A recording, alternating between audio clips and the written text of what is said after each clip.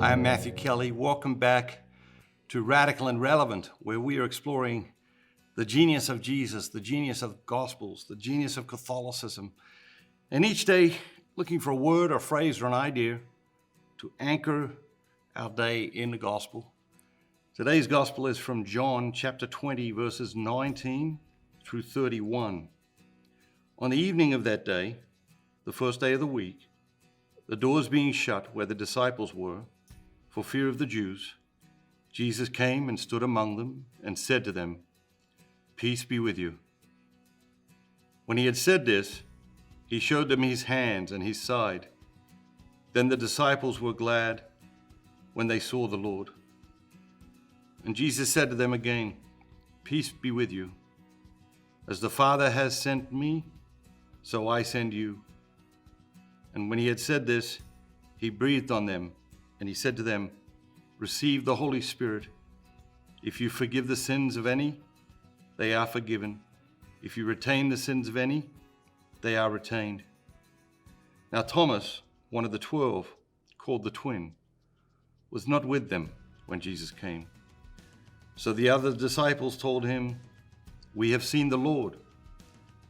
But he said to them, "Unless I see in his hands the print of the nails, and place my finger in the mark of the nails, and place my hand in his side, I will not believe."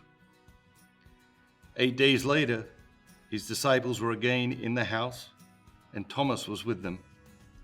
The doors were shut, but Jesus came and stood among them and said, "Peace be with you." Then he said to Thomas, "Put your fingers here and see my hands, and put out your hand and place it in my side. Do not be faithless, but believing." Thomas answered him, "My Lord and my God." Jesus said to him, "Have you believed because you have seen me? Blessed are those who have not seen me and yet believe."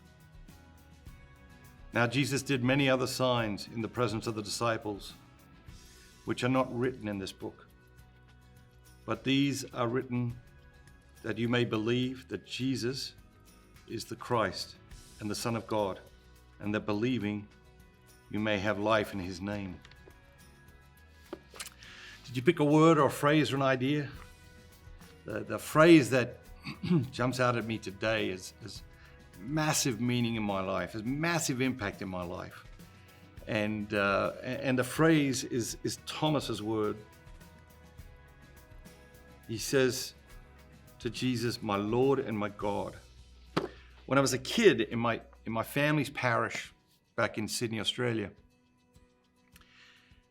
below the tabernacle was the words, "My Lord and my God," but it was big. You could see it almost from the back of the church. You could see these words engraved into this stone, "My Lord and my God."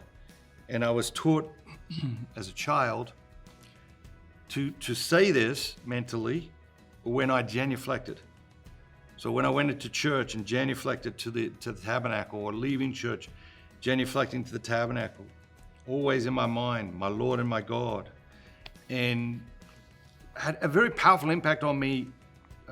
Firstly, in the area of Eucharistic understanding, Eucharistic belief, but also many years later in understanding that massive engagement can be achieved by very, very small gestures, insights, habits.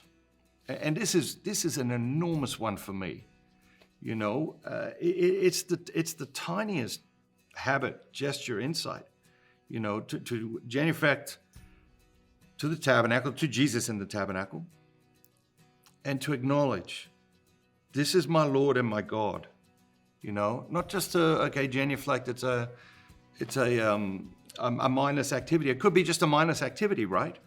But it can also be an activity of massive intentionality.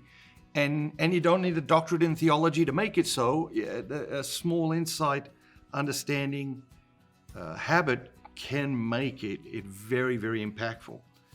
And we're working on the Catholic moment around the Sunday Mass at the moment, or around the Mass in general, really. And we've identified a whole bunch of these like small moments.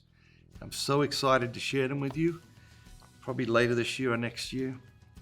But that's my phrase for today. My Lord and my God, what's your phrase, word, or idea? Take it out into your day. Let your day be anchored in the gospel. God bless you. Have an amazing day. Be bold and be Catholic.